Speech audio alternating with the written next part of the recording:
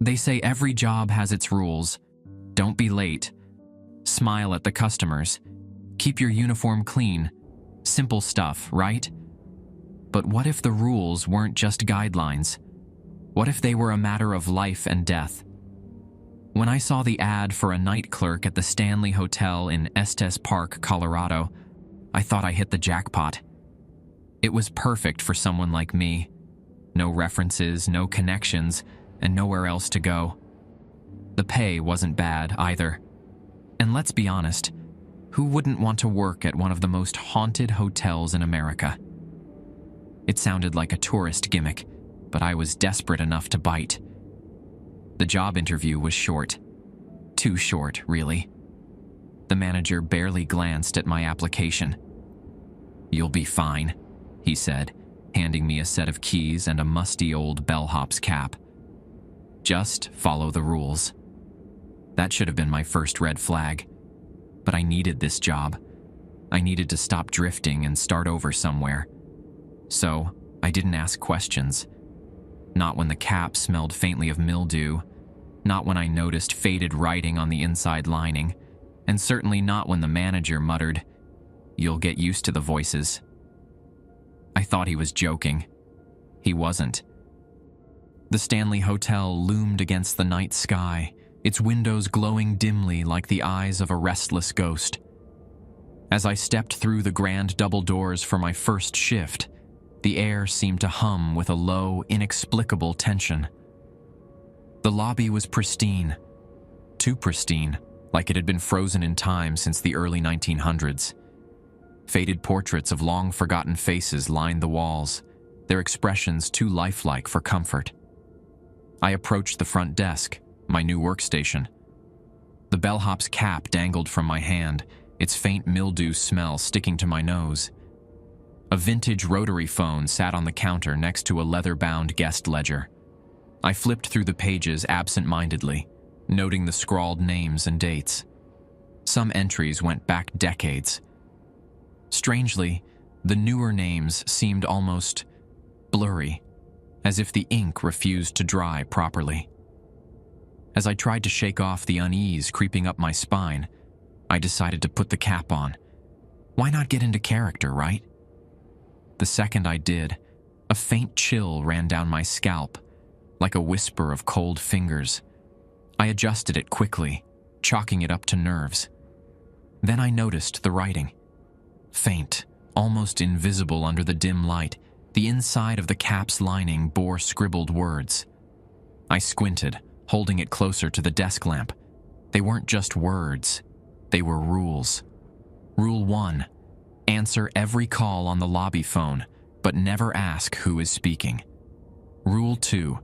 If you hear footsteps in the hallway, stay behind the desk until they stop. Rule 3. Never ring the lobby bell after midnight. Rule 4. If a guest checks in with no luggage, offer them room 217 without hesitation. Rule 5. Do not, under any circumstances, put the cap down anywhere but the front desk. A wave of unease washed over me as I reread the list. The rules weren't just strange, they were insane. Who wrote these? Why were they here? My stomach churned with the kind of dread you can't explain, only feel. As if on cue, the rotary phone rang. I froze. The sharp mechanical trill echoed through the empty lobby, loud enough to make me flinch. My hand hovered over the receiver. Remember the rule? Answer every call. Slowly, I picked it up. "Front desk," I said, my voice cracking slightly. A faint static buzzed on the other end, followed by a raspy whisper. "Welcome, Sarah. Don't forget the rules." The line went dead. I slammed the receiver down, my chest heaving. My heart thundered in my ears as I scanned the lobby, half expecting to see someone lurking behind the pillars. Nothing. Just the eerie stillness of the empty hotel.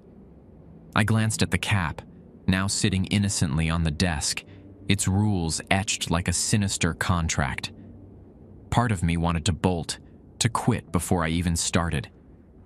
But something about this place had its hooks in me already. Curiosity? Fear? I wasn't sure. All I knew was that it was going to be a long night. The first hour of my shift passed uneventfully, though the oppressive silence of the Stanley Hotel gnawed at my nerves. Every creak of the wooden floor, every faint groan of the building settling made me jump. The cap sat where I'd left it, its rules burning in the back of my mind. I was rearranging the lobby brochures when I heard it. A slow, deliberate set of footsteps coming from the hallway leading to the guest rooms. The sound was unmistakable. Leather shoes tapping rhythmically against the hardwood floor. My stomach clenched. I froze mid-motion. My breath caught in my throat. The rules. If you hear footsteps in the hallway, stay behind the desk until they stop. I craned my neck, trying to peer into the dimly lit corridor, but the shadows seemed to stretch endlessly, swallowing any sign of movement. The footsteps grew louder, closer, as though the unseen visitor was headed straight for the lobby. The sound echoed unnaturally, bouncing off the walls in a way that made the space feel much smaller. My instincts screamed at me to call out, "Who's there?" But I bit my tongue. The rules were clear. Stay behind the desk. Don't engage. The steps slowed as they neared the edge of the lobby, their rhythm unnervingly precise. I gripped the edge of the counter, my knuckles turning white. My gaze darted to the cap, as if it might offer some kind of protection. The air felt thick, suffocating, and the hairs on the back of my neck stood on end. And then, the footsteps stopped. My heart pounded in the deafening silence. The shadows in the hallway seemed darker now, as if they had deepened with malice.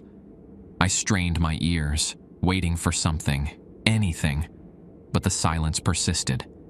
No footsteps, no voices, no indication of who or what had been there. Minutes passed like hours. Slowly I exhaled, forcing myself to relax. It must have been a guest, I reasoned, or maybe my imagination playing tricks on me.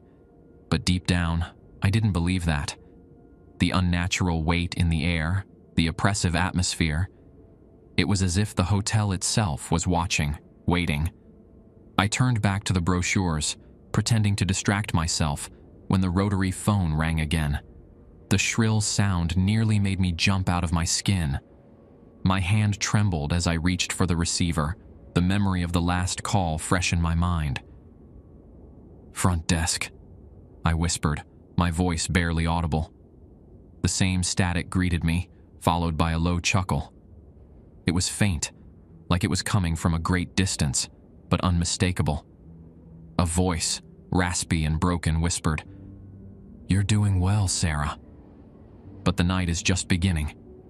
The line went dead. I set the phone down with shaking hands, my pulse racing. My eyes flicked back to the cap, the rules carved inside its lining. This was no prank, no misunderstanding. The rules were real, and whatever was in this hotel wasn't human. I glanced at the hallway again, half expecting to see a figure standing there, but it remained empty. For now. The clock's hands dragged toward midnight, each tick reverberating like a warning bell. I was still rattled from the phone call and the footsteps, but I tried to convince myself that I could handle this. I needed the money. It was just a job, I repeated over and over. Just a job. And then, I made my mistake. One of the rules on the cap had seemed oddly specific. Check the dining room clock at 11:45 p.m. and ensure it reads the correct time. If it doesn't, adjust it immediately. I'd laughed at it earlier, thinking it was some old quirk of the hotel's superstition, but in the chaos of the footsteps and the phone calls, I'd completely forgotten. At exactly 11:47 p.m., the dining room door creaked open. It wasn't a subtle creak. It was deliberate and loud, the sound cutting through the quiet lobby like a scream. I froze in place, my heart hammering against my ribs. I hadn't touched the dining room clock. The realization hit me like ice water. I'd broken the rule. Slowly, I turned my head toward the dining room. The double doors were ajar, their brass handles gleaming faintly in the low light. From my position behind the desk, I could only see a sliver of the room beyond, but it was enough to see the dark shapes moving inside. At first, I thought they were shadows cast by the chandelier, but then I saw them shift. They weren't still. They writhed, as if whatever was inside the room was alive. The darkness seemed to pool, thick and inky, spilling outward toward the doors. A sound came next, a low, guttural moan, like the air being squeezed out of a throat. It grew louder, layering itself with other sounds, scraping, dragging, and the faint, wet slap of something heavy against the floor. My body screamed at me to run, but my legs refused to move. I reached for the cap, gripping it like a lifeline, and whispered the rules to myself like a prayer. Check the clock. Check the clock. The dining room clock had been in there all along, but now it was too late. The shadows poured into the lobby like an unseen tide, stretching toward me. The air turned frigid, each breath hanging visibly in front of me. And then I saw them, figures emerging from the dark. Not people, not entirely. Their bodies were warped, their faces indistinct, like smudged charcoal drawings. But their eyes, deep hollows glowing faintly, were locked onto me. One of them stepped forward, dragging its leg in a grotesque, lurching motion. Its mouth opened, a ragged gash spilling a low, distorted voice. "Why didn't you fix the time?" My knees buckled, and I dropped to the floor, clutching the cap like it could save me. I tried to scream, but the sound caught in my throat. The figure reached for me, its hand skeletal and trembling, the smell of decay filling the air. But just as its fingers brushed my shoulder, the clock in the lobby struck midnight. The bell's chime echoed like a gunshot, and the figures froze. Slowly, the shadows retreated, melting back into the dining room. The doors slammed shut with a deafening crash, and the hotel fell silent again. I sat on the floor, trembling and gasping for air, unable to comprehend what had just happened. The rules weren't suggestions, they were survival, and I'd just barely made it.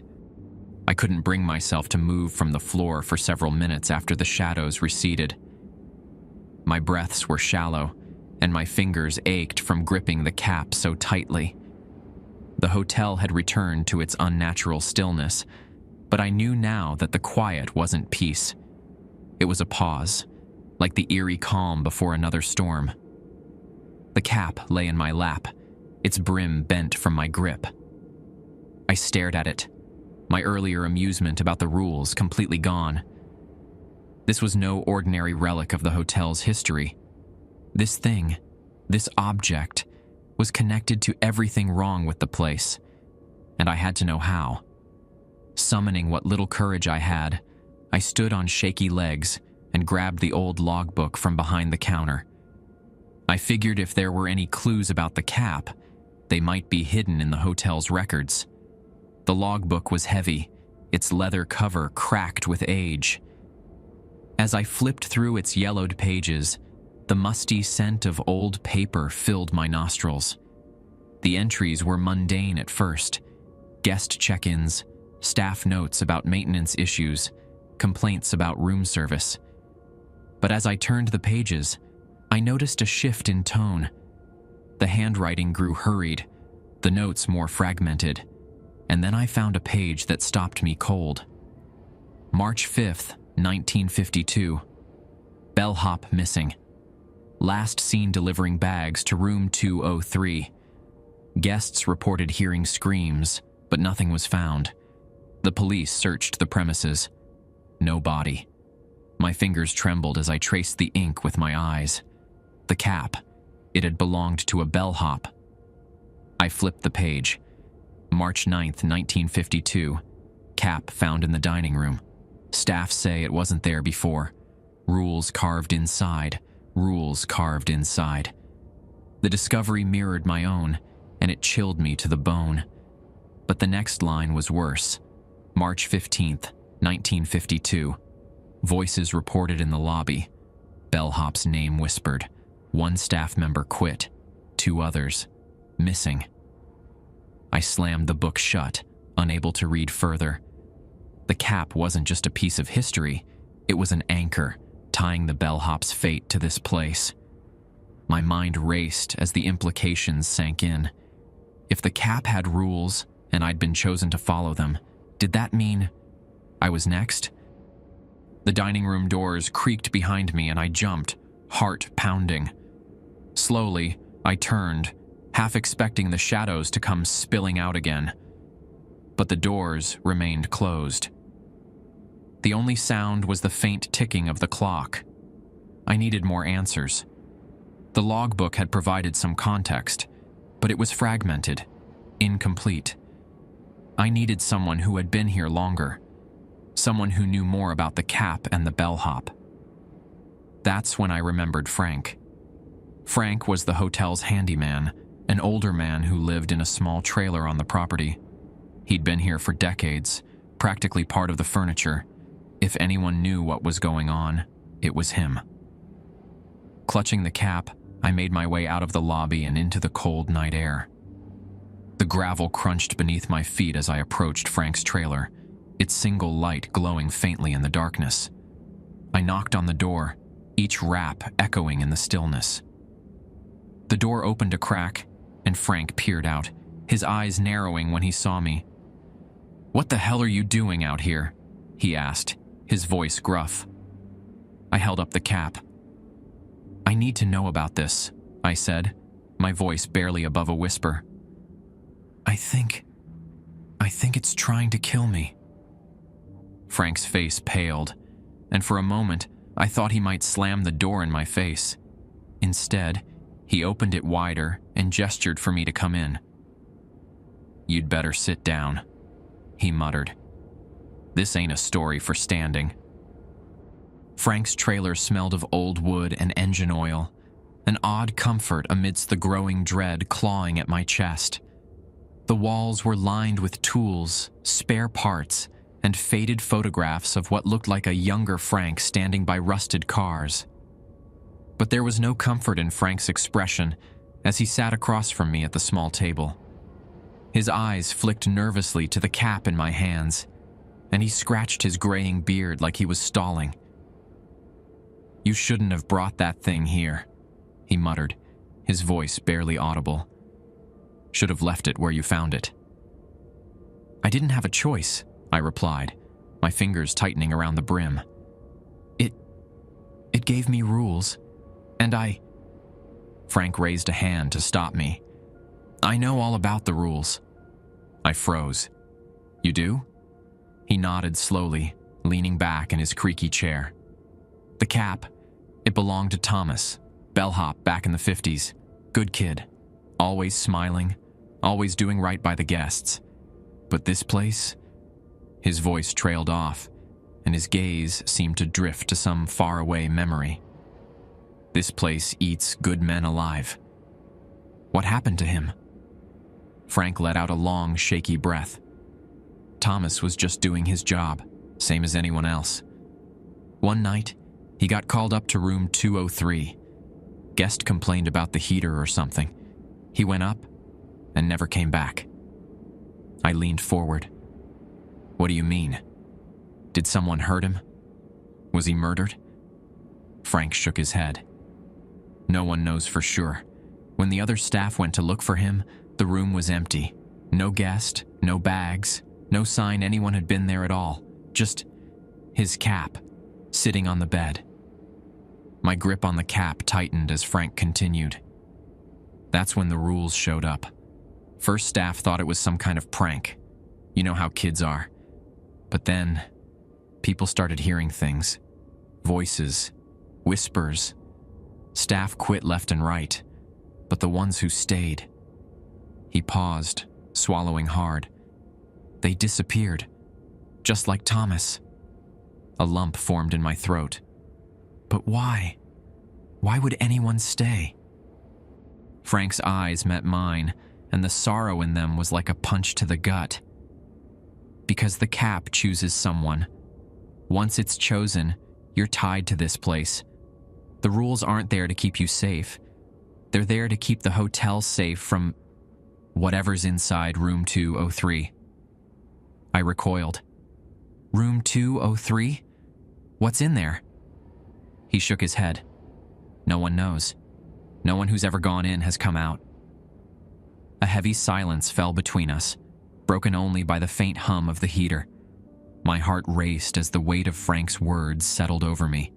The cap, the rules, the shadows. They weren't just some twisted prank or overactive imagination. They were real, and they were dangerous. I glanced down at the cap in my lap, the faded fabric suddenly feeling heavier. Frank, what do I do?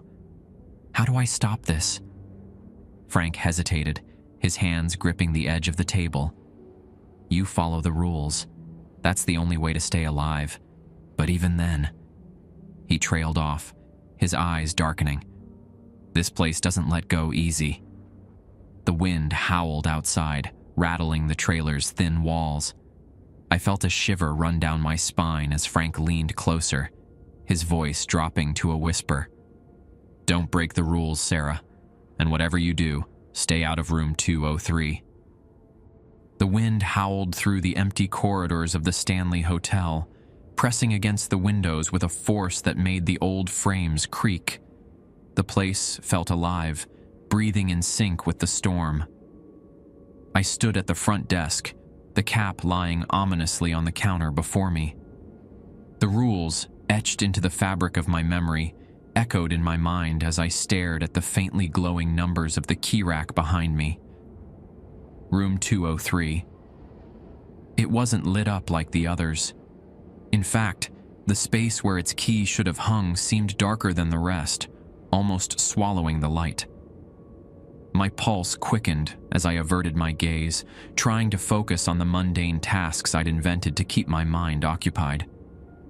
The desk lamp flickered, casting strange shadows that danced on the walls like silent spectators.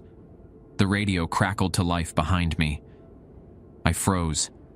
I hadn't touched the radio since I started the job. It was an old, boxy thing with knobs that looked like they hadn't been turned in decades. The static that poured out of it wasn't the random noise I expected. It was rhythmic, almost like breathing. The hairs on the back of my neck stood on end. "Bellhop!" a distorted voice hissed through the static. I spun around, my eyes locked on the radio. "Who's there?" My voice was barely above a whisper, shaking with a mix of fear and disbelief. The static surged and settled again. "Bellhop, room 203, now." My stomach turned to ice. I shook my head, stepping away from the radio. No, I'm not doing that. I'm following the rules." The voice laughed, a sound that sent a shiver through every nerve in my body. "Rules, they don't matter. You're already chosen." The cap slid off the counter. I yelped, my back slamming into the wall as I stared at it on the floor. I hadn't touched it, hadn't even been near it, yet there it was, lying face up like an invitation. My chest heaved as I forced myself to move, my trembling hands reaching down to pick it up. The moment my fingers touched the fabric, I heard it. Footsteps. They were soft, deliberate, coming from the hallway just beyond the lobby. I froze, the cap clenched in my hands as the steps grew louder, closer.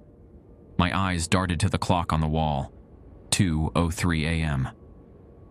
The irony wasn't lost on me, but I had no time to dwell on it. "Hello?" My voice cracked as I called out, more out of instinct than courage. No answer. The footsteps stopped just outside the lobby, and for a moment there was only silence. Then, slowly, a shadow stretched across the floor, long and distorted in the flickering light. My breath caught in my throat as I realized it wasn't mine. "Bellhop!" the voice hissed again, but this time it wasn't coming from the radio. It was behind me. I spun around, my eyes scanning the empty room. No one was there. Yet the presence was undeniable, pressing against my senses like a suffocating weight.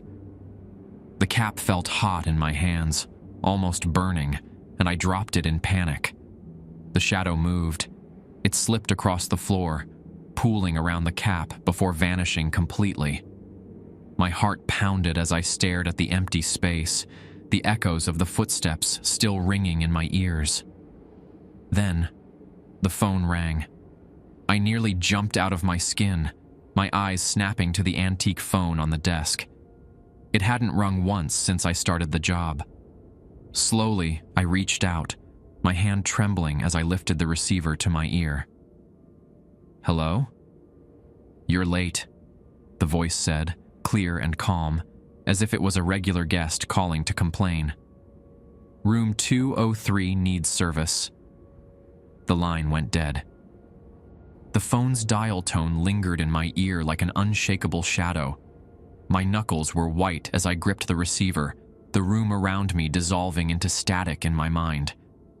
The words, "Room 203 needs service," replayed over and over. I placed the phone back into its cradle with deliberate slowness, as if any sudden movement might provoke the unseen forces at work. I turned to face the hallway leading to the guest rooms, the dim lighting flickering erratically.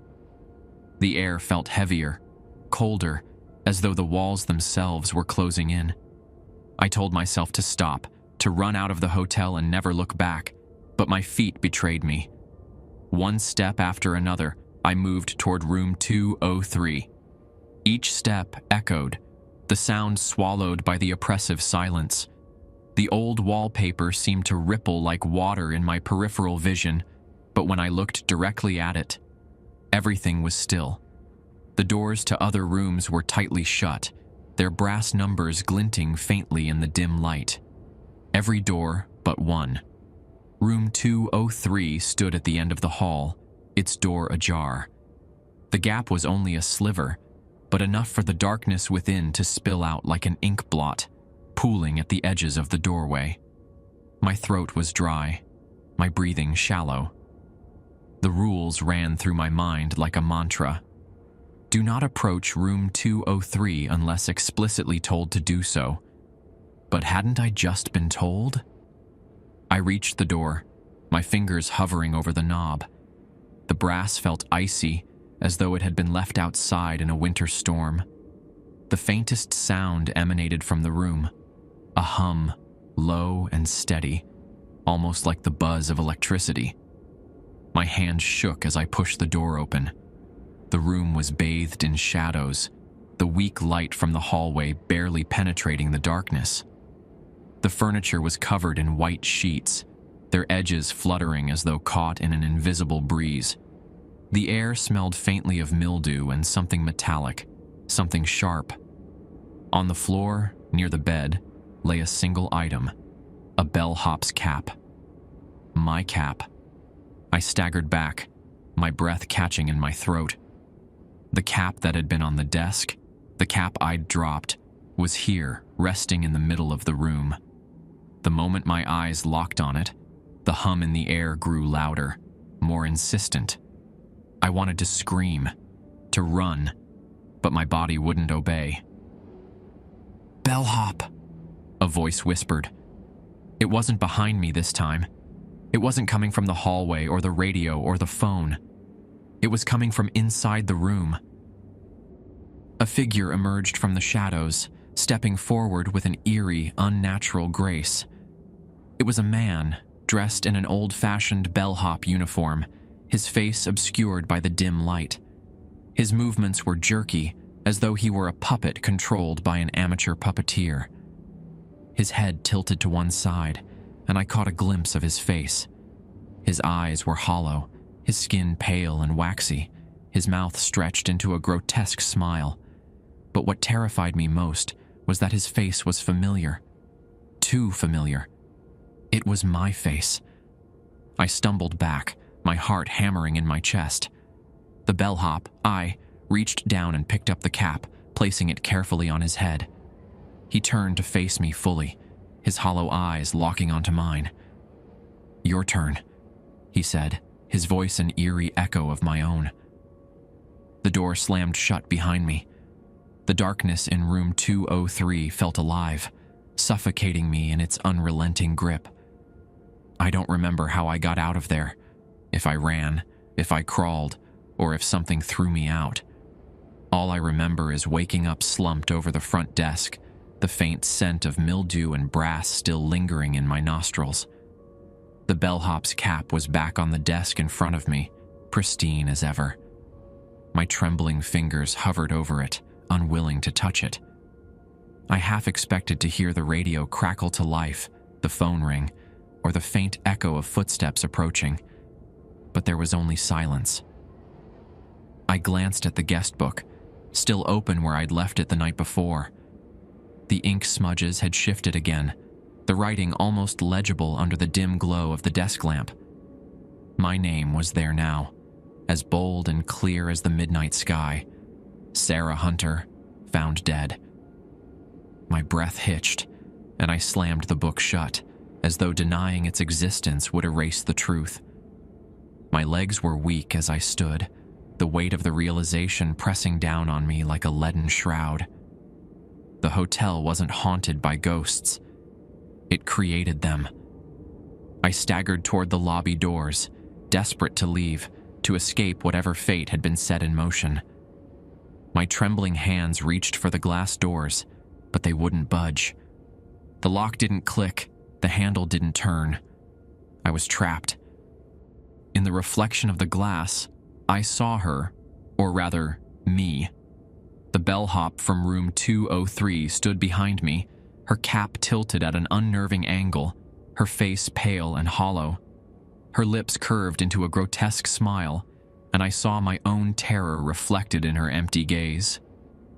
"You can't leave," she whispered, her voice eerily calm. "You're part of it now."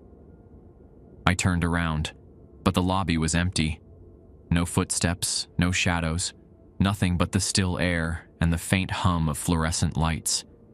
My chest felt tight, my breathing shallow. I glanced back at the desk, and the guest book had reopened itself, its pages fluttering as though caught in a phantom breeze. The cap was gone. I stood there for hours, maybe longer, as the realization settled over me.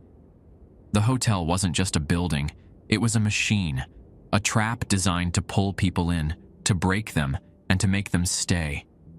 The cap wasn't just an object, it was a symbol, a mark of the next in line. The phone rang again.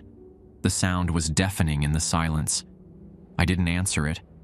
The guest book closed itself with a loud thud, and the radio crackled faintly.